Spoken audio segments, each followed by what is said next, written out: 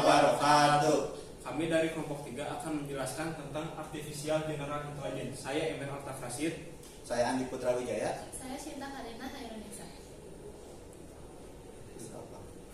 Sebelum menjelaskan apa itu AGI, saya akan menjelaskan 3 tipe AI. Yang pertama ada Artificial General Intelligence atau bisa disebut juga AI sempit yang hanya akan menyelesaikan tugas tertentu saja seperti Google Maps. Google Maps akan menyelesaikan masalah tentang lokasi dan juga kepadatan kendaraan. Dan ada AI ChatGPT yang sering kita gunakan bahkan untuk mengerjakan ulangan ataupun tugas. ChatGPT ini kenapa masuk ke AI? Karena ada namanya reactive machine yang tidak akan berkembang apabila si developernya tidak mengembangkannya dan harus apabila ingin menyelesaikan masalah harus disuguhkan oleh usernya.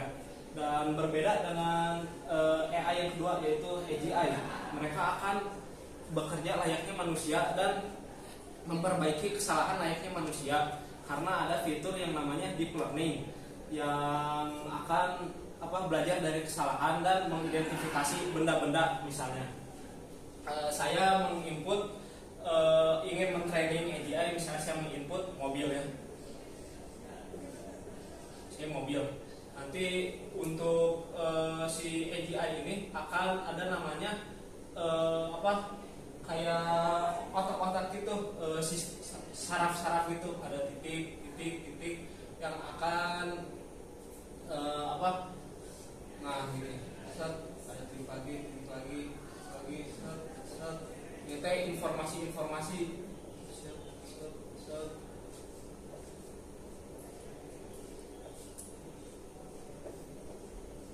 Dan yang akan hasil outputnya menjadi bisa mobil ataupun si AGI ini bisa mengidentifikasikan bukan mobil. Dan yang ketiga itu ada Artificial Super Intelligence yang bahkan ini bisa menggantikan manusia, bisa belajar, bisa memperbaiki kesalahan, bisa pokoknya mah lebih dari manusia aja. Tapi AGI dan ASI ini belum ada penerapan dalam dunia nyata karena pengembangannya itu dan si software-softwarenya itu yang mahal dan sangat kompleks. Nah, kita bedah satu-satu ya. Pertama, untuk perkembangan AGI ini kita membutuhkan sebuah hardware. Nah, salah satu hardware yang dibutuhkan untuk perkembangan AGI ini adalah GPU. Nah, mungkin beberapa dari kalian udah tahu ya GPU itu untuk apa. Nah, GPU ini digunakan untuk melakukan proses pada video untuk ditampilkan pada monitor kalian. Nah, sebenarnya GPU ini mengkalkulasikan sebuah pixel itu mau ditaruh warna apa. Misalnya ini warna merah, ini warna biru, ini warna hijau. Nah, itu untuk satu persatu pixel di layar monitor kalian. Nah, standarnya untuk sekarang layar monitor itu udah ada 1920 kali 1080 pixel. Nah, ini kalau dikalikan ada sekitar 2 juta pixel. Nah, bayangkan 2 juta pixel itu dikalkulasikan sama CPU kalian, itu nggak akan kuat asli. Nah, makanya diciptakanlah GPU untuk melakukan kalkulasi setiap pixel di monitor. Nah, apa hubungannya dengan perkembangan AGI? Nah, sama, untuk machine learning juga memiliki masalah yang sama. Mereka harus melakukan kalkulasi mungkin lebih besar dari 2 juta, mungkin 2 miliar, 20 miliar, nggak tahu lah. Nah, untungnya, ini kepikiran oleh salah satu vendor dari GPU namanya Nvidia. Nah, Nvidia ini yang menciptakan suatu software sebagai penghubung antara, bukan software lah, SDK antara si komputer, si programmer dengan si GPU itu langsung tanpa untuk kalkulasi lah.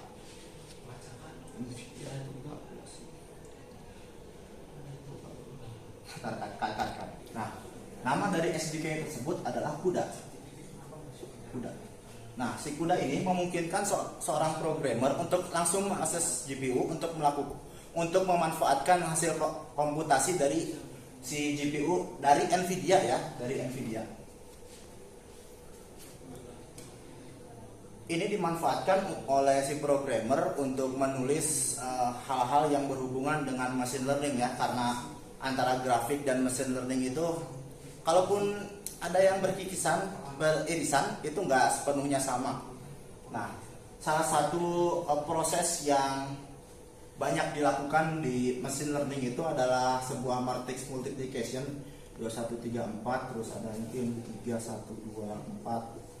Ini ya, untuk matrix multiplication itu cukup panjang ya, apalagi untuk CPU. Nah, si matrix ini dilakukan operasinya menggunakan si GPU yang tadi.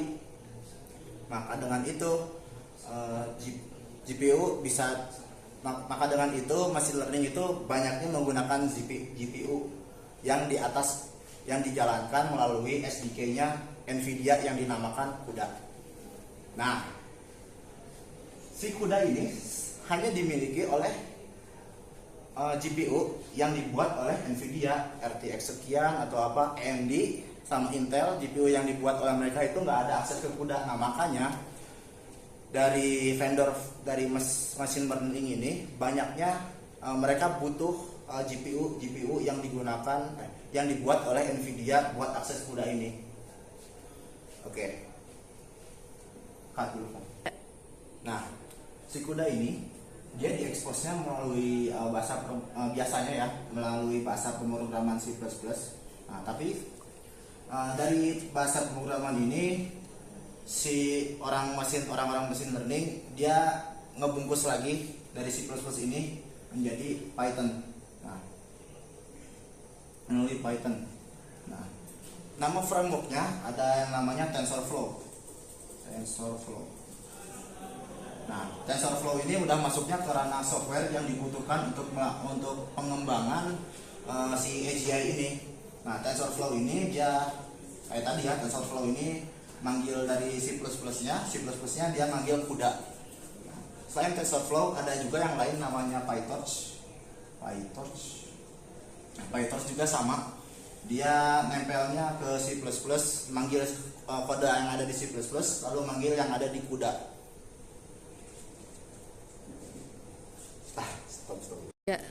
Nah, orang-orang dari OpenAI itu dengan pintarnya mereka membuat model yang namanya GPT. Ya, ChatGPT sekian. Nah, itu dibuatnya menggunakan PyTorch yang secara tidak langsung dia manggilnya C++-nya, lalu dia manggil CUDA yang dijalankan di atas Nvidia. Nah, itulah mengapa belakangan ini Nvidia di stock market dia harganya naik ya. Nah, itu karena salah satunya perkembangan AI, dia sangat bergantung dengan GPU-nya dari Nvidia. Nah, belakangan ini udah ada inovasi lain dari AMD. Dia mau bikin sama CUDA tapi versi dianya sendiri, tapi kompatibel sama CUDA. Jadi dia gak perlu ada perubahan kode lagi di CUDA-nya si TensorFlow sama PyTorch. Nah, ada juga Vulkan juga punya yang namanya shader compute. Nah, itu saya nggak tahu bakal bisa menggantikan CUDA-nya Nvidia atau enggak. Oke, anggaplah si AGI ini udah berkembang lah jauh. Nah, siapakah yang akan menggunakannya? Ya, kita kira juga sebagai mahasiswa atau mungkin orang lain juga yang dari bidang lain, dokter misalnya melakukan analisis pada pasien, atau mungkin akuntan melakukan analisisnya mereka sendiri dan sebagainya. Itulah mengapa AGI ini mungkin akan berpengaruh besar terhadap kehidupan manusia. Selanjutnya akan ada beberapa contoh di mana AGI ini akan berpengaruh di kehidupan manusia. Selanjutnya yaitu penggunaan AGI pada sektor pendidikan. Nah, seperti yang kita tahu kan sekarang ada AI itu udah dipakai di banyak banget sektor pendidikan, kayak ada ChatGPT, terus ada juga Gemini. Pokoknya masih banyak banget deh AI yang lainnya yang bisa digunakan buat sektor pendidikan. Nah, terus gimana sih misalkan AGI ini nantinya udah ada, padahal kan AGI ini bahkan lebih canggih daripada AI sendiri. Nah, contoh-contoh penerapan AGI di sektor pendidikan semisalkan nanti udah ada,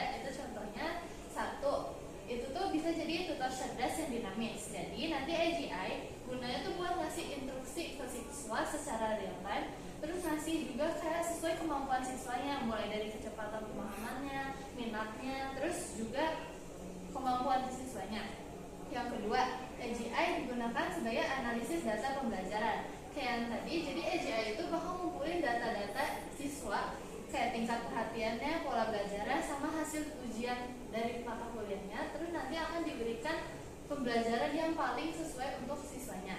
Yang ketiga, pembelajaran yang adaptif dan kurikulum fleksibel, sama seperti yang sebelumnya. Jadi nanti AGI akan menyesuaikan kemampuan siswanya kepada materi atau kurikulum yang lebih efektif untuk kemampuan siswanya kelak. Yang keempat, untuk pengembangan soft skills. Jadi nanti siswa dapat melatih keterampilan sosial dan emosional dengan melalui simulasi interaksi AGI. Yang kelima, penilaian otomatis. Nanti AGI dapat memberikan penilaian pada proyek, esai, ataupun tugas siswa berdasarkan analisis mendalam yang kreatif dan juga kritis. Yang terakhir itu meningkatkan efisiensi guru. Jadi nanti AGI itu dapat membantu tugas-tugas administratif guru seperti perencanaan pembelajaran, pelacakan perkembangan siswa, dan komunikasi dengan orang tua. Selain di sektor pendidikan, kita juga bisa menggunakan AGI ini sebagai untuk mendorong eksplorasi keluar angkasa. Nah, salah satu masalah di eksplorasi luar angkasa ini adalah karena jauh ya antara pesawat yang penjelajah dengan bumi itu. Jadi kalau misalkan sekarang robot penjelajahnya itu tanpa awak, nggak ada orang yang mengendalikannya, yang mengendalikannya itu ada di bumi. Nah itu kan jauh tuh, dari sini ke Merkurius misalnya, jauh. Kalau pakai internet ya lama juga. Mungkin kalau pingnya lah, istilah kalau di gamingnya bisa 999 itu bakal lemot banget. Nah makanya kita ada pemikiran kalau AGI ini bisa digunakan untuk si pesawat tanpa awak tadi. Nah jadi si pesawatnya itu dia bisa berpikir sendiri gitu. Dia bisa berpikir sendiri, misalnya kalau terlalu dekat nih sama Merkurius, terlalu dekat sama matahari nih, dia akan menjauh. Atau mungkin kalau nggak bisa menjauh, dia akan melakukan hal yang udah nggak bisa dilakukan, jadi akan mengirimkan semua datanya ke bumi, balik ke bumi. Terus misalkan lagi kalau misalnya di suatu planet yang jauh di antara sana ada kandungan besi misalnya. Nah, tanpa perlu mengirimkan data itu ke bumi, si robot tersebut bisa memperbaiki dirinya sendiri dengan besi yang ditemukan di planet tersebut. Nah, selain itu, seperti yang terlihat di sini, sekarang SpaceX udah ngirim manusia ke luar angkasa untuk meneliti ke apa yang aja yang ada di luar angkasa. Nah, AGI ini juga bisa menurunkan korban jiwa yang terjadi di luar angkasa sana. So, bayangin aja di luar angkasa kamu meninggal, mau dimakamin di mana? Gak ada makamnya. Sedih, gitu. Sedih lah. Oke. Itu adalah dua contoh dari penggunaan AGI yang Nah, oleh karena itu AGI ini akan sangat berdampak sekali pada kehidupan manusia yang akan datang di suatu saat yang Nah, oleh karena itu penggunaan AGI ini akan sangat berdampak kepada kehidupan manusia yang akan datang. Terima kasih Pak Solid sudah menonton presentasi dari kelompok 3 materi General Artificial Intelligence. Sekian dari kelompok kami. Assalamualaikum warahmatullahi wabarakatuh.